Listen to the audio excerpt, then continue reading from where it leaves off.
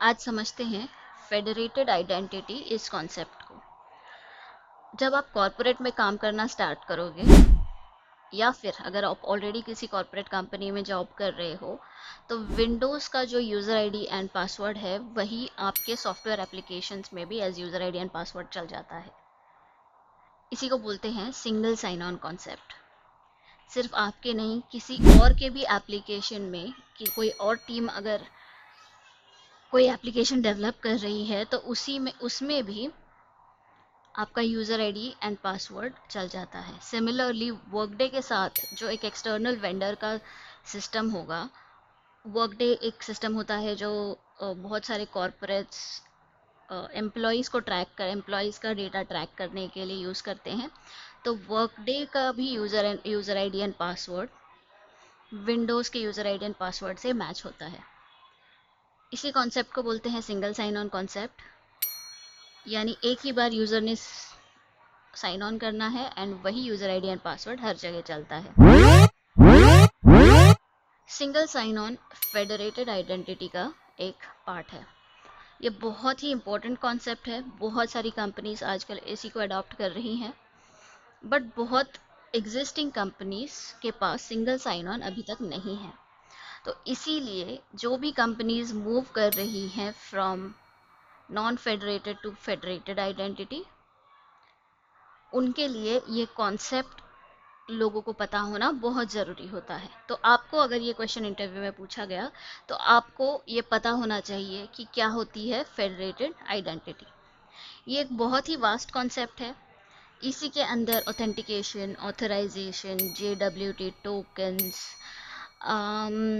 Flows जैसे authentication code flow, client credential flow, open ID, OAuth 2.0, ये सारे जो कॉन्सेप्ट्स हैं ये इसी के अंडर आते हैं। हम आज एक बहुत ही बर्ड्स आई व्यू देखेंगे, बहुत दूर से इसको समझने की कोशिश करेंगे।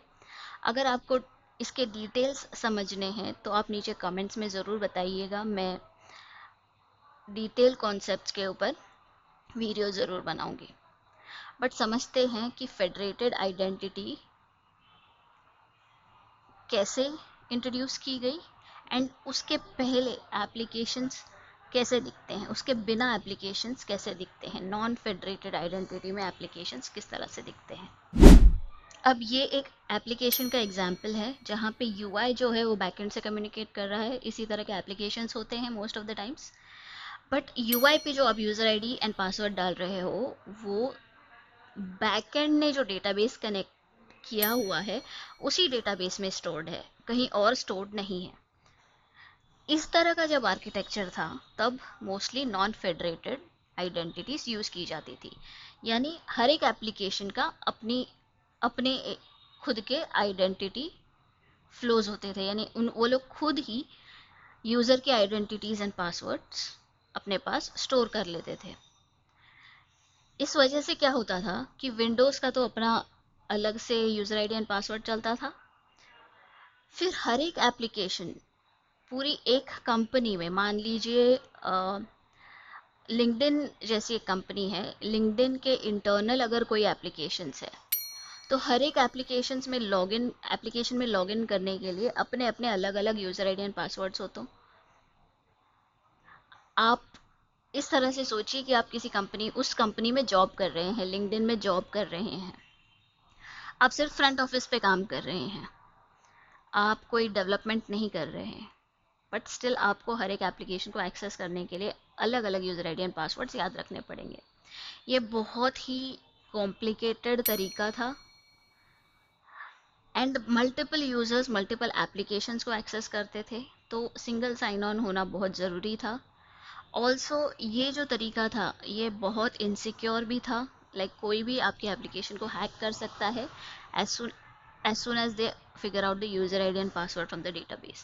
There are attacks like SQL injection attack, CSRF, CORS। तो ऐसे अलग अलग टाइप के अटैक्स थे मार्केट में अवेलेबल जो हैकर्स करके यूज़र का user ID and password figure out कर पाते थे। तो इसीलिए ये जो स्ट्रक्चर था ऑथेंटिकेशन स्टोर करने का, वो उसको इम्प्रूव करने के लिए फेडरेटेड आइडेंटिटी ये कॉन्सेप्ट यूज होना स्टार्ट हुआ। अब फेडरेटेड आइडेंटिटी कॉन्सेप्ट में क्या होता है वो समझते हैं आगे। अब ये एक डायग्राम है जो फ्लो बता रहा है कि फेडरेटेड आइडेंटिटी कॉन्सेप्ट में क्या हो रहा है। कंज्यूमर मान लीजिए कोई यूआई एप्लीकेशन है, सर्विस बैकएंड है। बिकॉज कंज्यूमर तो कोई भी हो सकता है, कोई यूआई एप्लीकेशन हो सकता है या कोई बैकएंड सर्विस भी हो सकता है, राइट।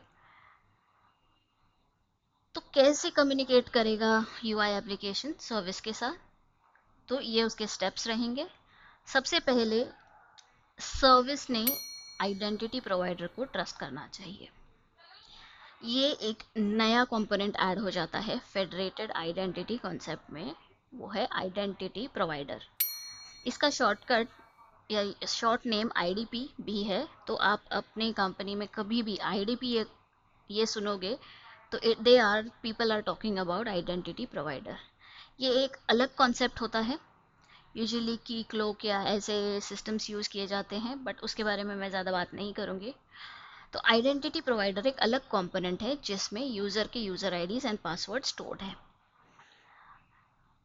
सबसे पहले सर्विस ने आईडीपी को ट्रस्ट करना चाहिए, उसके लिए कुछ कॉन्फ़िगरेशन होता है। दूसरी बात है, कंज्यूमर जो है या यूआई एप्लीकेशन जो है वो टोकन मांगने के लिए आइडेंटिटी प्रोवाइडर के पास जाता है। यानी यूज़र ने यूज़र आईडी और पासवर्ड डाला, वो यूज़ करके यूआई जो है वो आइडेंटिटी प्रोवाइडर के पास जाता है कि मुझे इस यूज़र आईडी और पासवर्ड के लिए टोकन दे दो। आइडेंटिटी प्रोवाइडर टोकन जनरेट करके यूआई को वापस भेज देता है। याद रखिए, मैं कंज्यूमर या यूआई एप्लीकेशन दोनों एक ही है। तो मैं जब कंज्यूमर यूज़ करूँगी तब आप उसको यूआई, एंड यूआई यूज़ करूँगी तब आप उसको कंज्यूमर समझ लीजिएगा। सो तीसरा स्टेप रहता है कि टोकन जो है वो आइडेंटिटी प्रोवाइडर कंज्यूमर को लाके दे देता है। इसी टोकन को यूज़ करके चौथे स्टेप में कंज्यूमर सर्विस को अपनी एपीआई या जो भी कॉल करनी है वो करता है यूजिंग दैट टोकन। अब सर्विस को टोकन समझ आती है क्योंकि ऑलरेडी सर्विस की कॉन्फ़िगरेशन आईडीपी के साथ हुई रहती है। सो सर्विस और आईडीपी के समझ की वजह से कंज्यूमर जो टोकन सर्विस को भेज रहा है वो टोकन सर्विस को समझ जाता है एंड वो उस यूज़र को ऑथेंटिकेट कर पाता है। That is it, this is federated identity. यानी आइडेंटिटी जो है वो एक एक्सटर्नल सर्विस को दे दी जाती है। आइडेंटिटी का काम ना सर्विस के पास है, आइडेंटिटी प्रोवाइड करने का काम ना बैकएंड सर्विस के पास है, ना कंज्यूमर के पास है। ऑल्दो आप बैकएंड सर्विस में सिमिलर आइडेंटिटी, बैकएंड सर्विस में आइडेंटिटी प्रोवाइडर ऐड कर सकते हो, बट आइडेंटिटी प्रोवाइडर आइडेंटिटीज कहाँ से लेके आएगा वो उसका खुद का काम है। Service will never get to know कि आइडेंटिटी प्रोवाइडर ने आइडेंटिटीज यानी user IDs and passwords database से लाए हैं या कहीं और से लाए हैं। सर्विस को ये कभी भी पता नहीं लगता।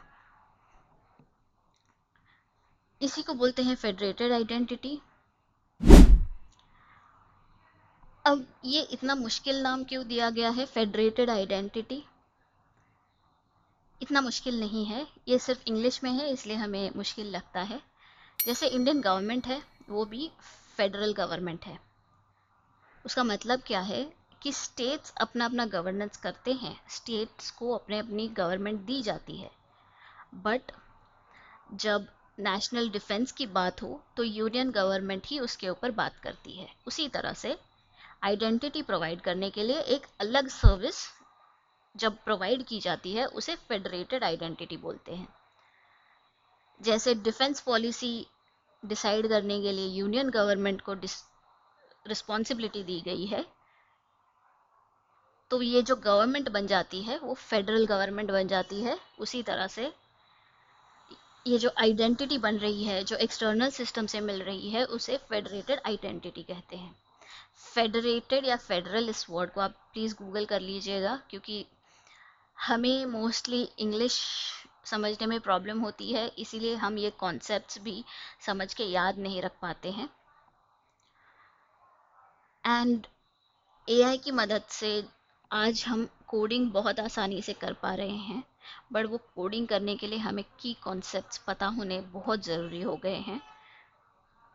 कोडिंग तो शायद चैट जीपीटी आपको करके दे देगा, बट ये कॉन्सेप्ट्स आपको पता होने चाहिए कि आप चैट जीपीटी को सवाल क्या पूछो, प्रॉम्प्ट्स क्या पूछो। सो ये कॉन्सेप्ट प्लीज़ याद रखिएगा, फेडरेटेड आइडेंटिटी। एंड प्लीज़ मुझे नीचे कमेंट्स में ज़रूर बताइएगा अगर आपको डिटेल में इसमें से किसी भी कॉन्सेप्ट के बारे में बात करना है। जैसे फेडरेटेड आइडेंटिटी में बहुत सारे फ्लोज होते हैं कि यूआई बात कर रहा है बैकएंड से, कोई एक सर्विस बात कर रहा है बैकएंड से, तो कैसे फ्लो चलता है, ओऑथ 2 क्या होता है, इसके ऊपर मैं एक अलग से वीडियो बना दूंगी। Please let me know in the comment section. Also इस वीडियो को लाइक ज़रूर कीजिएगा, शेयर ज़रूर कीजिएगा एंड सब्सक्राइब भी कीजिएगा। Thank you.